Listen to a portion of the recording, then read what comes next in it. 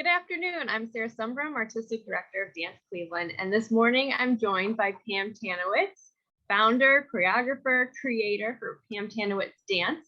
And we are so excited to have you with us this morning. Good morning, Pam. How are you doing? Hi. Good. Good. Well, today we're just going to have a conversation.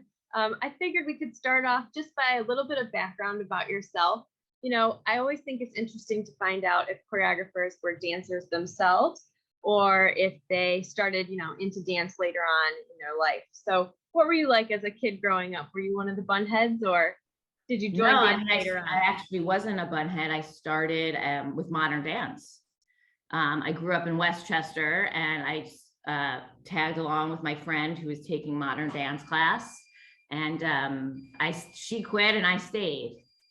So I actually came to ballet late, but I started, I guess when I was like 10 or 12, okay. Modern, jazz.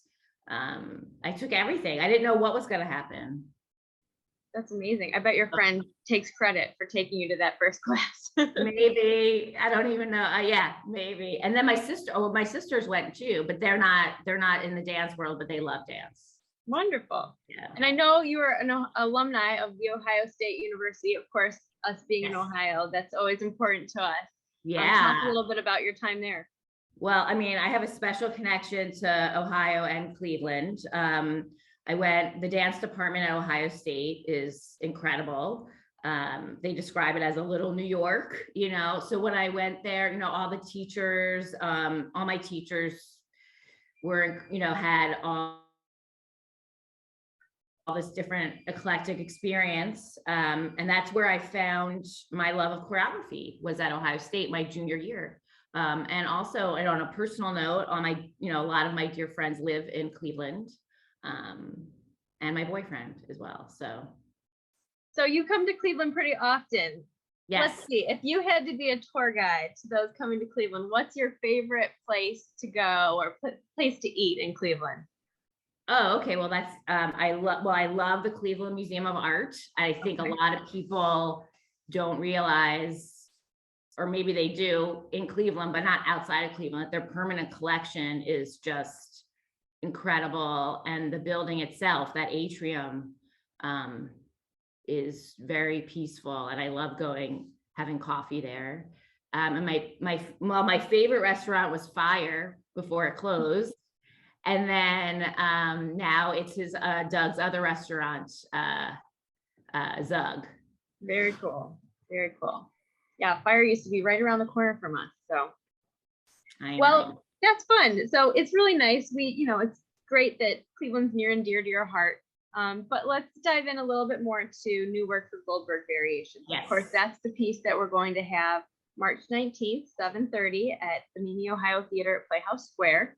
And we had to postpone this piece from the original date last year due to COVID, but we're so excited that we finally are able to see it come to life and fruition on stage.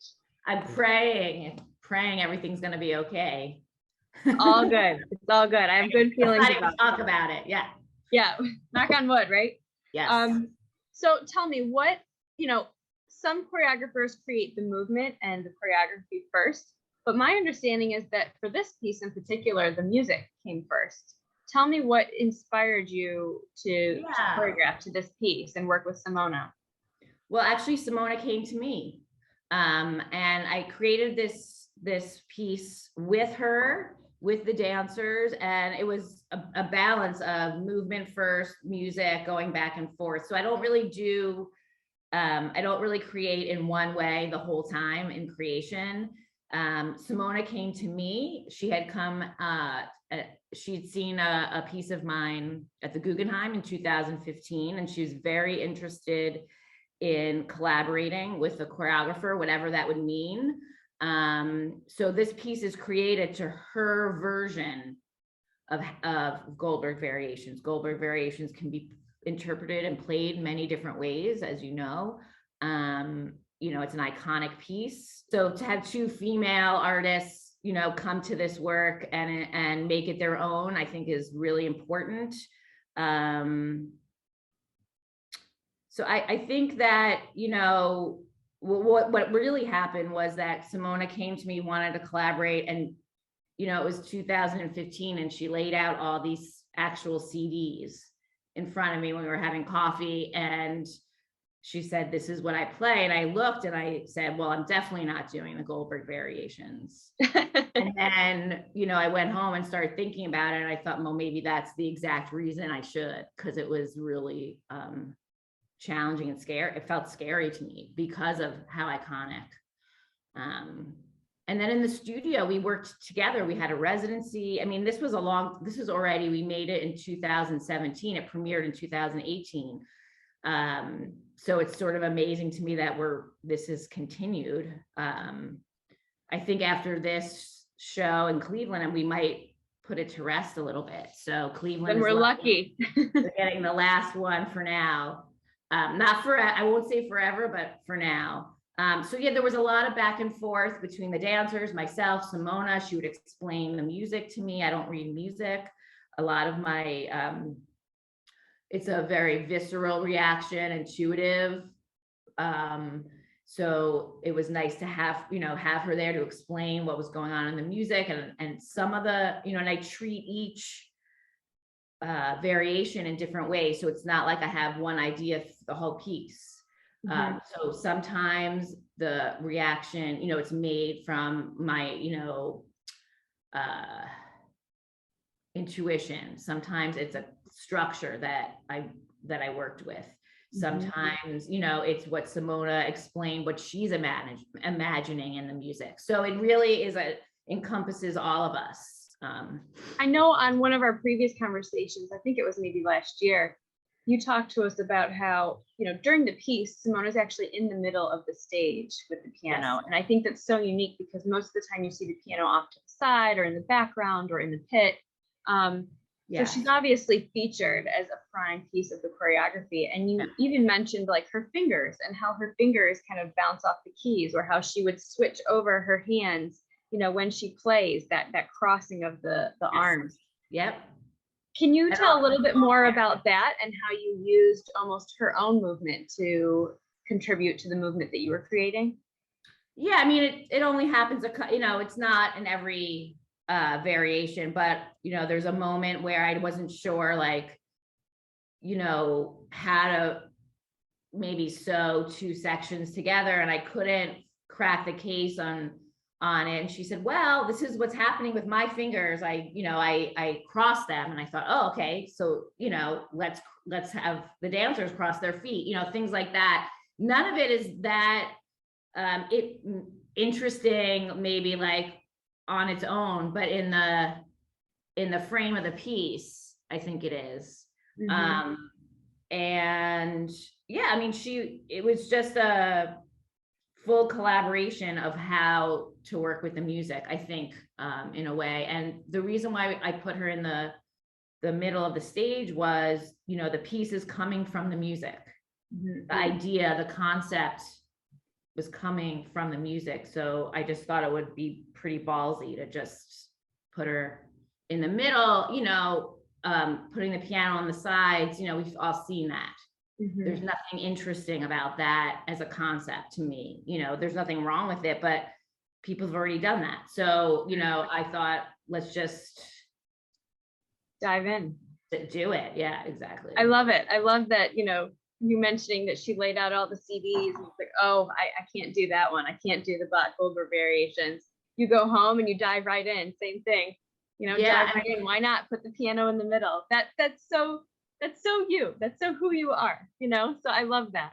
Yeah. And it was scary because I have 7 dancers in the piece. Jerry Robbins had like 55 ballet dancers, so it felt like, who do I think I am and how am I going to do this?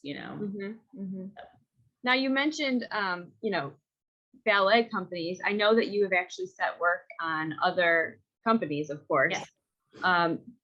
What do you think that is different about setting a work on a ballet company versus working with modern dancers?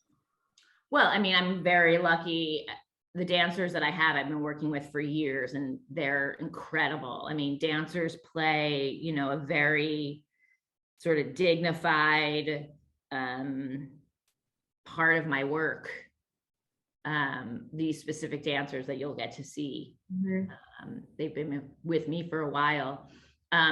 You know, when I go to see new dance, they're just new, you know, so what I try to do is come to collaborate with them. So it's not only me saying, do this, go here, but I want to see what they bring to it that would be different. And I sort of meet them in the middle.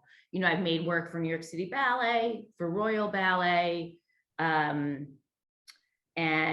also Martha Graham and Paul Taylor. So even the modern dancers, quote unquote modern dancers, you know, they're different than my dancers. So it's not, I can't put them all in. But, you know, as I've been working with so many, and I also teach at Rutgers University at Mason Gross. So it all informs what I do. It's all important. And really, it's just dancing. Yeah. So once I realized it's just dancing, there's no need to divide people into ballet, modern, you know. I gave just the other day, I gave the same phrase to my Rutgers students that I did to New York City Ballet. I was like, I'm so busy that I have to combine. And I thought, you know, I can find out new information about this movement, giving it to both. And it's fascinating. I'm sure it looked somewhat different too, you know. It's all, it did, but it's all information, you know. Well, tell me, for the piece, I mean, it has beautiful costuming, beautiful lighting, you know. It's incredible. Tell me a little bit about the costuming and lighting of this piece. Well, again, you know, Davison Scandrette has been a collaborator of mine for many years, and same with the costume designers, Reed Bartlemay and Harriet Young. And, you know, I let them do their thing. I don't, again, there's concepts and ideas. The piano's in the middle. They wear gold leotards under the sheer, and they, you know, so there's certain things that I just say, like I'll give them a little nugget, but they're working artists that work with me, and we all create this thing, you know, this live performance. So I sort of give them a couple ideas, but sometimes they ignore me.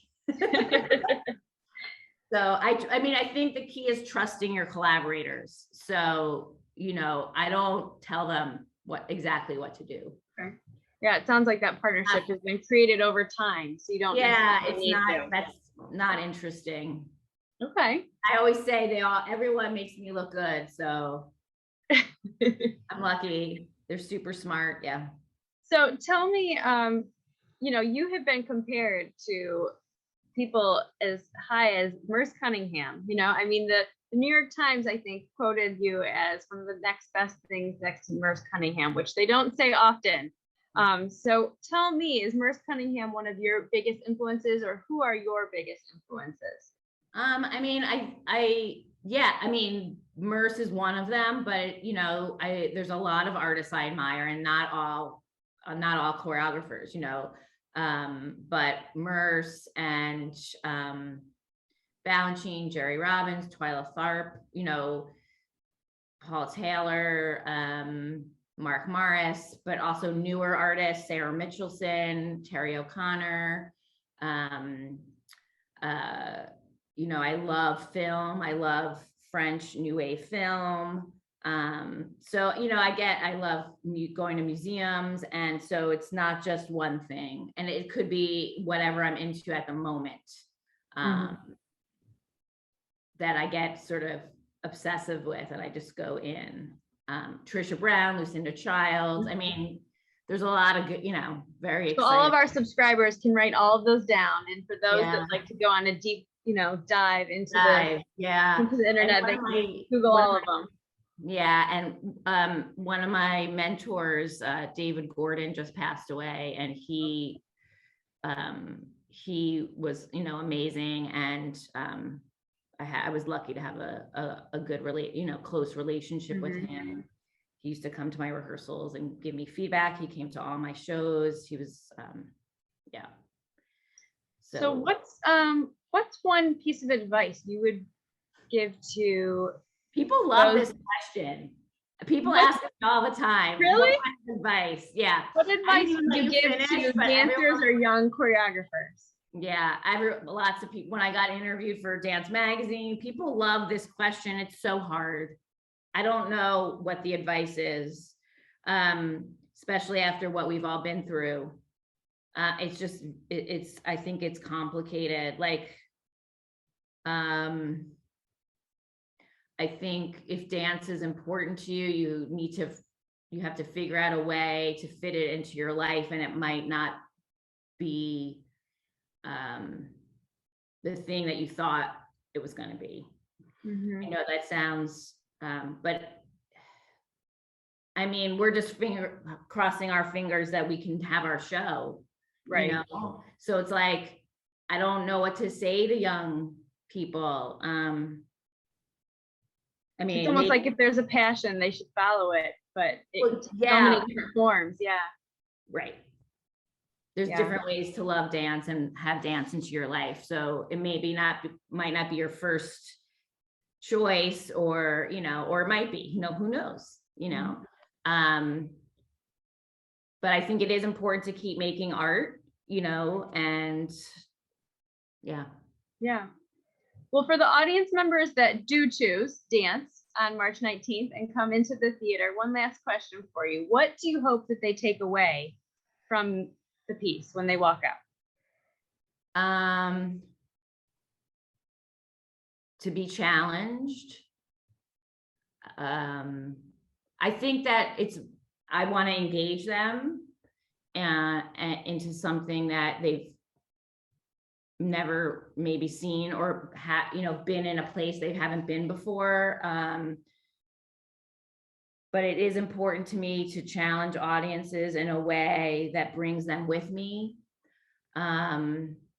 So they might not be sitting back and getting entertained, but if they stay with me, it's worth it.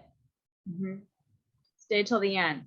That's the if they stay with me in being brilliant, then there's it'll pay off. I hope. Beautiful. I'm sure it will. We are all so excited to see the piece. Yeah, we're so excited to come to Cleveland. Yes. Well, thank you this afternoon for joining us. I know you have lots of more interviews and choreography work on this afternoon. Today's interview. We'll let you go, but thank you again for joining us today. Okay. Thank you, Sarah. See you soon. Bye.